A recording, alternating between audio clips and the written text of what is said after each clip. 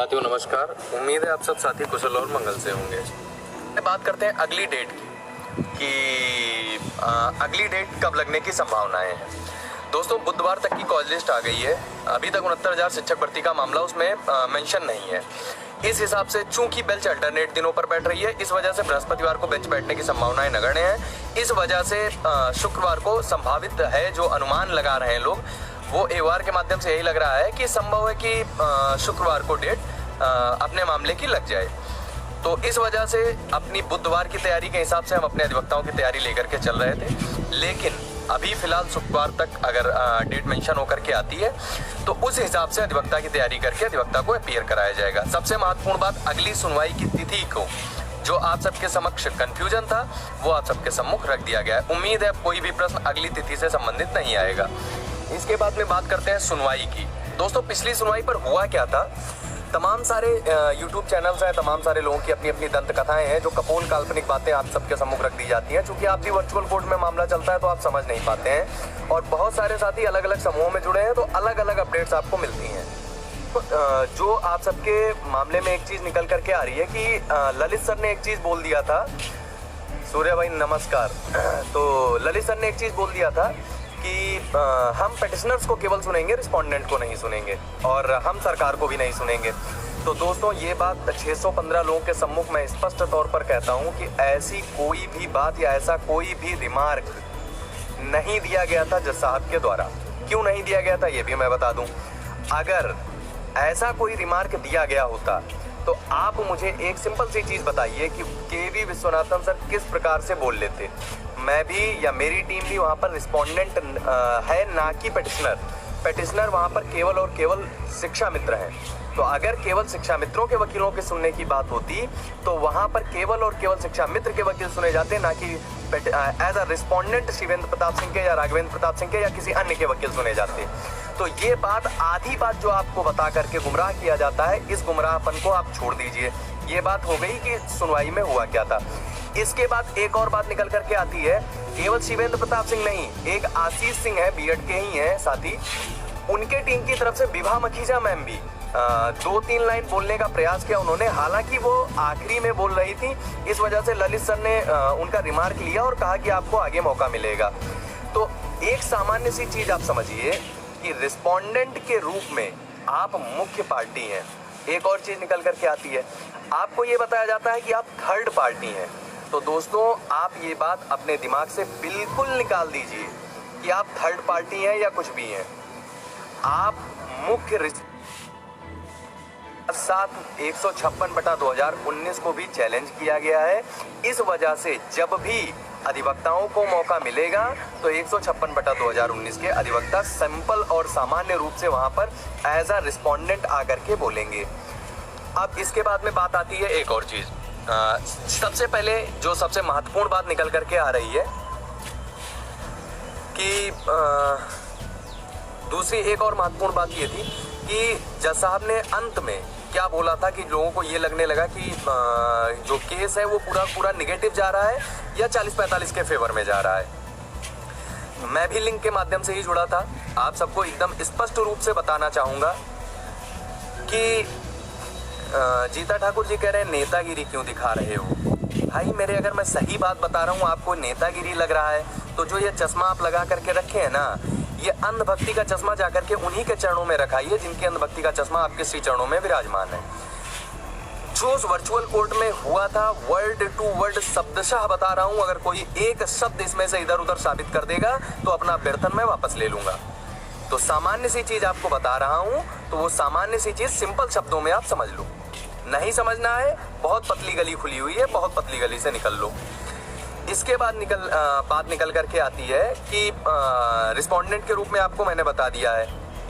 इसके बाद में बात आती है, सारे अधिवक्ताओं को सामान्य तौर पर म्यूट कर दिया गया था। बिल्कुल सही बात है, सबको म्यूट कर दिया गया था।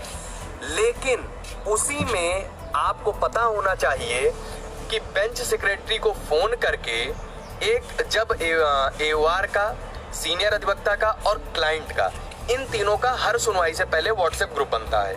आज ये को स्पष्ट तौर पे बता दे रहा हूँ रणनीति के लिए।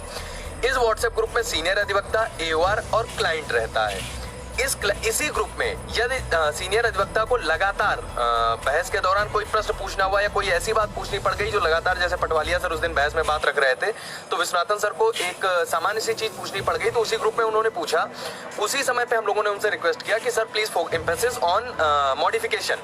तुरंत उन्होंने बेंच सेक्रेटरी को फोन किया, अपना माइक अनम्यूट कराया, अपना माइक अनम्यूट करा करके उन्होंने मॉडिफिकेशन पर अपनी बात रखी। तो इस सामान्य सी चीज को आप समझिए कि यदि आप अधिवक्ता के साथ सीधे सीधे जुड़े हुए हैं तो जिस भी समय पर आप चाहेंगे आप अपनी बात को रखवा पाएंगे। चूंकि अन्य टीमों के भी अधिवक्ता थे, बड़े बड़े नाम थे, यदि वे सभी चाहते तो ऐसा प्रयास कर सकते थे। क्यों नहीं किया ये मैं बात नहीं जानता हूं। हाँ, हालांकि करना चाहिए, लेकिन एक निवेदन और करना चाहूंगा, इसमें एक कम्युनिकेशन गैप बहुत बड़ी चीज है।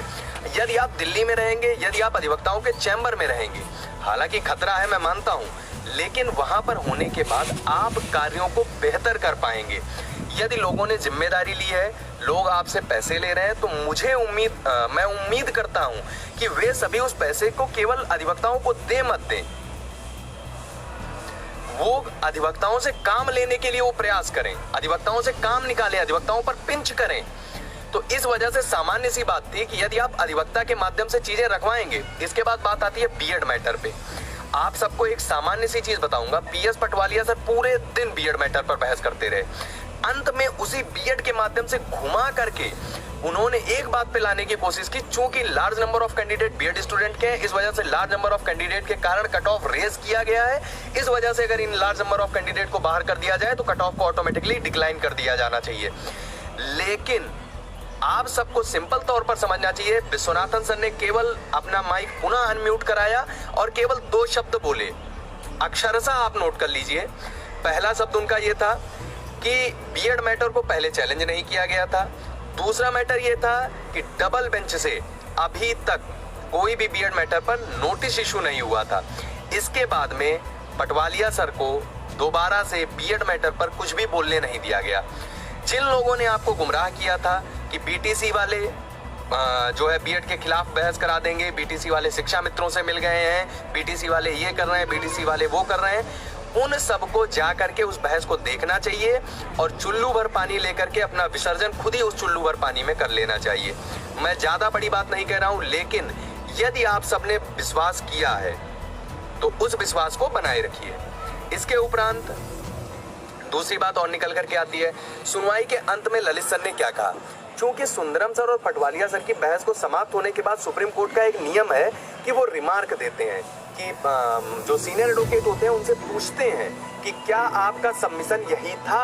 अगर सीनियर एडवोकेट कहते हैं कि हाँ यही था, तो वो same to same argument noted हो जाता है। यदि वो कहते हैं नहीं माय लॉर्ड, मेरा जो सबमिशन था वो ये नहीं ये था, मतलब पार्ट कुछ उसमें संशोधित करके फिर बताते हैं, तो उसमें वो संशोधित करके अंकित हो जाता है। यही सामान्य सी बात जो सुंदरम सर की थी, उसी को सुनते हुए उन्होंने बात रखी कि सुंदरम सर जी, ये आप ये कह रहे हैं कि चूंकि आपके कैंडिडेट्स जो है 32,000 हैं और वो 32,000 कैंडिडेट 60-65 पर सफल नहीं है, इस वजह से 60-65 cut off is too high.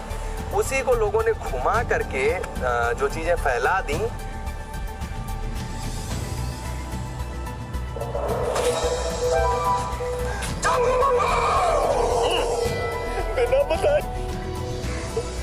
ऐसी कोई चीज निकल करके आए कि जिसके माध्यम से मतलब कहीं से भी कट ऑफ पर कोई समस्या ऐसी चीज दिख रही हो। इसके बाद एक और चीज निकल करके आती है, साल्वे सर को लेकर के आओ। बिल्कुल लेकर के आओ, मैंने कभी मना नहीं किया कि साल्वे सर को लेकर के मत आओ, बिल्कुल लेकर के आओ, दौड़ा करके लेके आओ और जरूर लेकर के आओ, लेकिन आप लेकर के आओ। हम विश्वनाथन सर के साथ लगे हुए हैं और विश्वनाथन सर के साथ में मिलकर के इस केस को कंप्लीट कराने के लिए अपना तन मन धन सब कुछ समर्पित करेंगे। इस वजह से चूंकि आप किसी भी मैटर में देख लीजिए, विश्वनाथन सर जो जगन्नाथपुरी का मैटर था जिसके लिए लेकर के हरी साल्वे सर के लिए सबसे ज्यादा एफर्ट डाला जा रहा था, उसी ऑर्डर में जाकर के लोग देख सकते हैं। यदि कोई और अधिवक्ता का जिसका कमेंट कोट किया गया है तो वो थे मिस्टर केवी विश्वनाथन। तो आप किसी भी अधिवक्ता के ऊपर डिपेंड मत रहिए। केवल एक अधिवक्ता के बस का नहीं है कि 10-10, 12-12 अधिवक्ताओं को काउंटर कर सके। आपको एक से अधिक अधिवक्ता की जरूरत होगी। इसके बाद टीम, एक बात और है, टीम क्या कर रही है आपको जानने की बहुत जल्दी रहती है। दीपक मौर्य जी, मैं बता रहा हूं, एएसजी से और एसजी से मुलाकात के लिए टीम प्रयासरत है। ये बात आपको अभी तक नहीं बताई गई थी, इसलिए नहीं बताई गई थी कि आपको यदि ये मामले पता चलते हैं तो ये चीजें लगातार फैल जाती हैं और फिर जो काम टीम करना चाहती है वो काम टीम कर नहीं पाती है। इस वजह से कई सारी रणनीति हैं जो आपको नहीं बताई जाती हैं, लेकिन ये चीज आप स्पष्ट तौर पे जान लीजिए, भर्ती को पूरा कराने के लिए जो अधिकतम प्रयास हो सकते हैं वो इस कोविड के टाइम पर भी करने के लिए प्रयासरत है टीम। राघवेंद्र भाई और रवि भाई लगातार वहां पर मौजूद हैं और वो जो है प्रयास ये कर रहे हैं कि वहां पर उनसे मुलाकात हो जाए। एक और चीज निकल कर के आ रही है, यूयू ललित सर का प्रमोशन। हालांकि ये बहुत अच्छी बात है कि यूयू ललित सर का प्रमोशन हुआ है। भानुमति जी, जस्टिस भानुमति मैम रिटायर हो रही हैं, इस वजह से उनका जो है वो प्रमोशन के बाद वो रिटायर होंगी तो ललित सर का प्रमोशन हो जाएगा। तो इस प्रमोशन से केस पर कोई फर्क नहीं पड़ेगा, ना कि वो केस से मतलब हटने का या कोई ऐसा सीन अभी तक नहीं बन रहा है जिसके माध्यम से केस पर कोई नकारात्मक असर पड़ने की संभावना दिख रही हो। रवि दिवाकर जी, भारांक कम नहीं होगा, हम सब जानते हैं, लेकिन भारांक के विषय में जज साहब को बताना जरूरी है, ये भी बात आप स्पष्ट तौर पर जान लीजिए। यदि केस में आप कुछ सकारात्मक चाहते हैं तो जितनी जल्दी हो सके आप दिल्ली पहुंचे, क्योंकि अधिवक्ता से आमने सामने की मुलाकात, अधिवक्ता से आमने सामने की ब्रीफिंग इस केस के लिए अत्यंत महत्वपूर्ण है।